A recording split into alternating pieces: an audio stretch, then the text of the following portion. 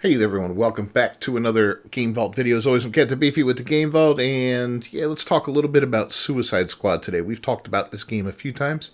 Suicide Squad, Kill the Justice League, and what a DEI abomination it has been, and it's only gotten worse. Let's cue up the music and we'll talk about it.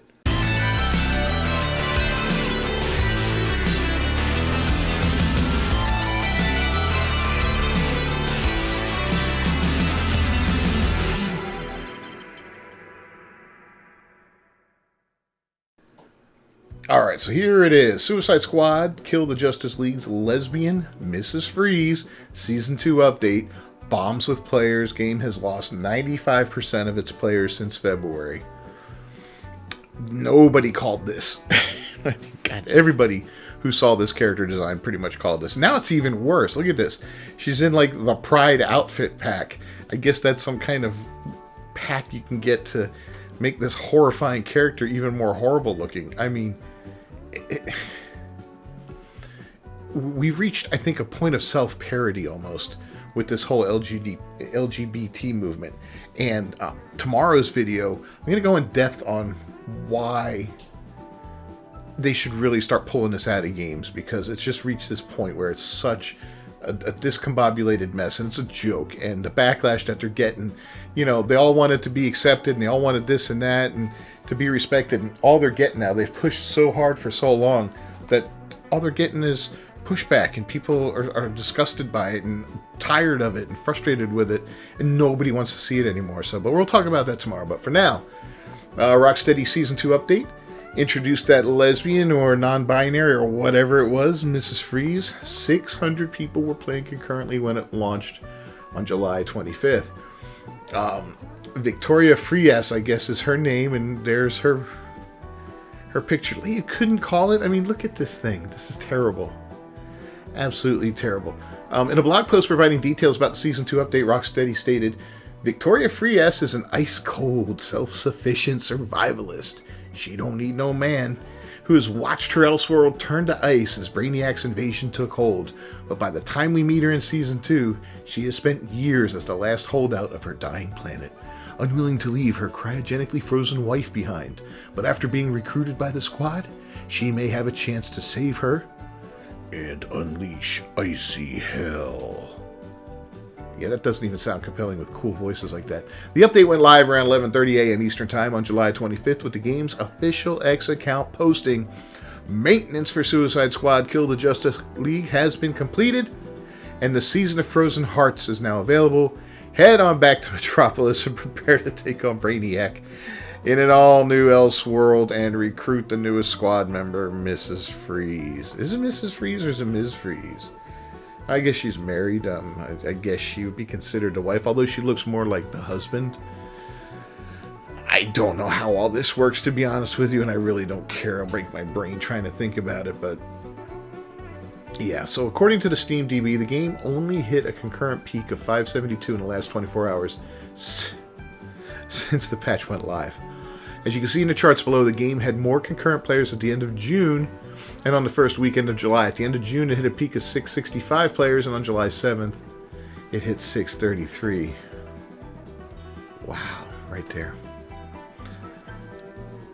And here we are with the release of Season 2, which should pump the numbers up, I would say, at least significantly, because a lot of games like that with Season Passes, you're going to have X amount of players that go in there and play through all the new material, tear it up and all that, and boom, boom, boom, boom, and then move on to something else for a while, and they just kind of wait for the next Season Pass. That comes out, and they jump back on, and they do it again, and here we go. But hitting 572 in 24 hours, that's absolutely pathetic. And this is the all-time peak. 5 months ago when the game was released, 13,459 people. That's disgusting. It really is. The game was just poorly received from the get-go. I remember when it was first announced a few years back and they released that first lackluster trailer where everything was purple and it just looked like this horrible, boring looter shooter, whatever you want to call it. I don't know. Shitter shooter, you know? And it looked absolutely terrible. And instead of, giving all these different characters cool abilities that went with who they were, they're all using guns, you know. And it's like, you know, it just doesn't. It was just cheesy and lame and really horrible, and it did as well as a lot of people predicted it would. And it's a shame because Rocksteady has made some incredible games in the past. Their first DLC was the Joker, and he looked gay as hell. I don't know. I don't even remember if he is gay or not canonly in that world or whatever. But boy, it's just pathetic. It really was. For comparison, the all-time concurrent player peak was when the game launched at the beginning of February for 13,459. The game lost nearly 95% of its player base since the top peak. That's abominable. I mean, these guys, I wonder if we're going to see a Season 3. I think they said they're going to see it through till the end of 24 and then stop. But they're only giving it like the most basic updates and all that through 24, and then in 25 it's over. I don't know. But the game's gotten the kiss of death already. And it's a shame because a once great studio like Rocksteady has fallen this far. Now, from what I understand, a lot of the guys who made the old Arkham games and all that aren't there anymore. Now, you know, people move on, and that happens. But still, you know, as a studio, you want to maintain a good team and a good reputation. Doesn't matter if the guys who made your first game are all gone. The guys who make your second game, you should still be recruiting good people to play these games and to make these games and design them and all that. You know, look at a football empire like Bill Belichick and the Patriots. You know, he went through different players, different iterations of the team, but they were always solid, right? And that's the way it should be with these guys too. And I hate the Patriots, by the way. But anyway, but you know, that's the way it should be with gaming studios and all that. It's not an excuse that they all left. And you know, well, then hire good people again. Don't hire garbage, and don't give into this DEI. It's killing everything. Flintlock's taking a dump. Concord's in the toilet. Every single game that comes out is just ruined because of it. Look at the controversy around the upcoming Star Wars game, Rebels. Look at the controversy around our favorite George Floyd samurai, Yasuke, in Assassin's Creed Shadows. Just look at it.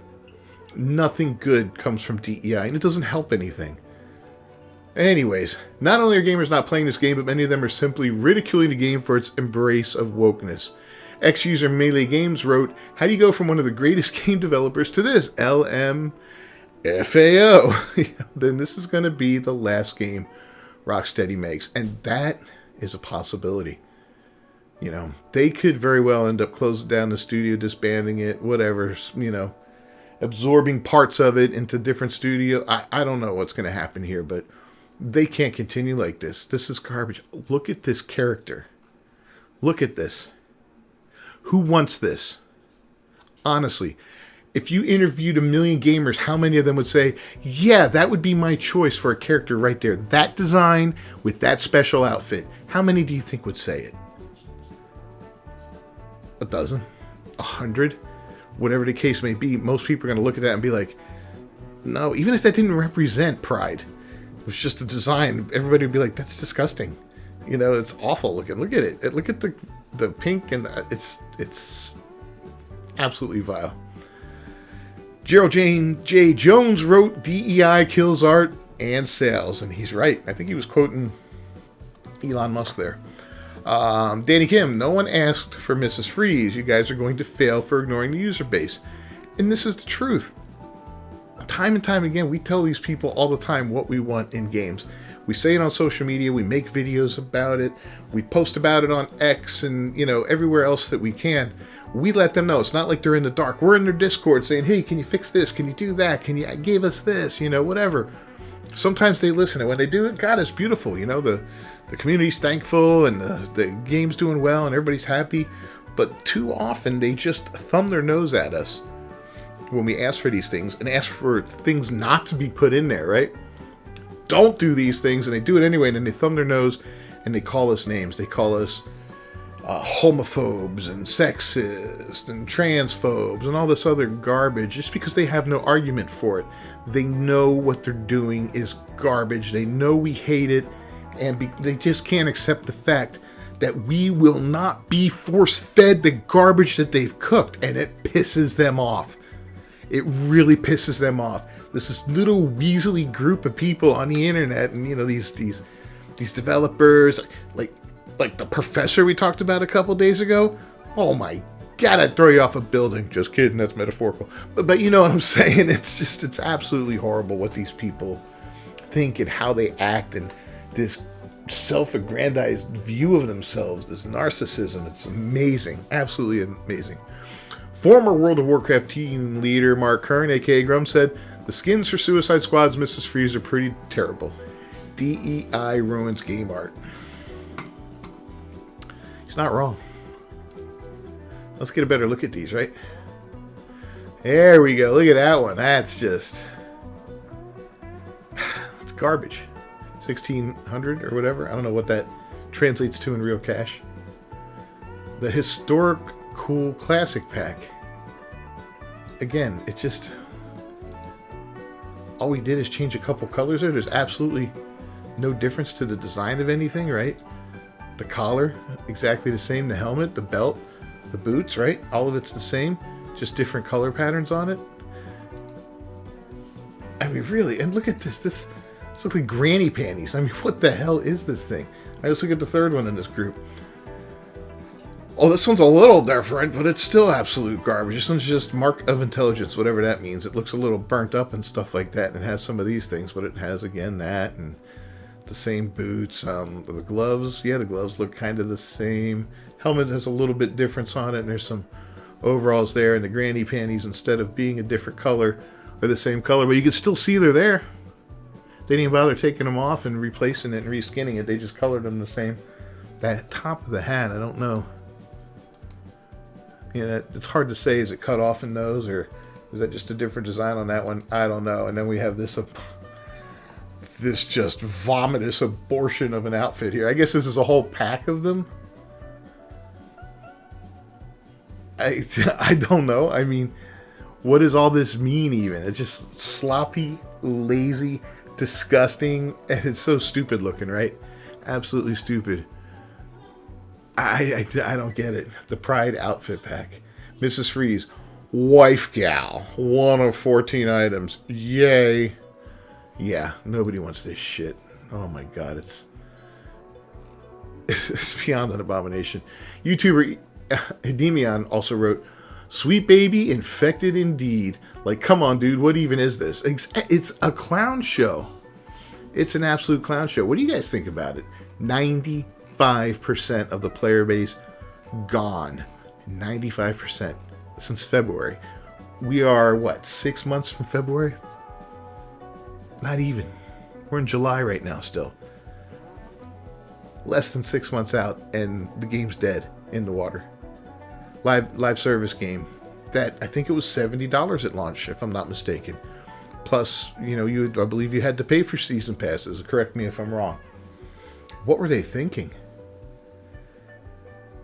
$200,000 they lost, or $200 million. I'm sorry, $200 million. Warner Brothers lost first quarter. Last year, first quarter, they were raking in the money with Hogwarts Legacy. This year, they're burning it by the bucket. Anyway, let's talk again tomorrow. We're going to talk about why I believe they should remove LGBT from games. And I've got some pretty good reasoning for it and all that. And there's no hate or anything like that involved in it. It's just some honesty. It's some, we're going to talk about some studies that were done and, you know, just the overall impact it's had on gaming and gamers and all that. And maybe offer some solutions to gaming as far as like maybe some alternatives they could do if they actually wanted to keep it in there, but not force it on everyone. But anyway, if you enjoyed this video at all, please leave a like on it down below. Don't forget to subscribe to the channel and to ring that bell for notifications. I'll see you guys next time. Until then, peace.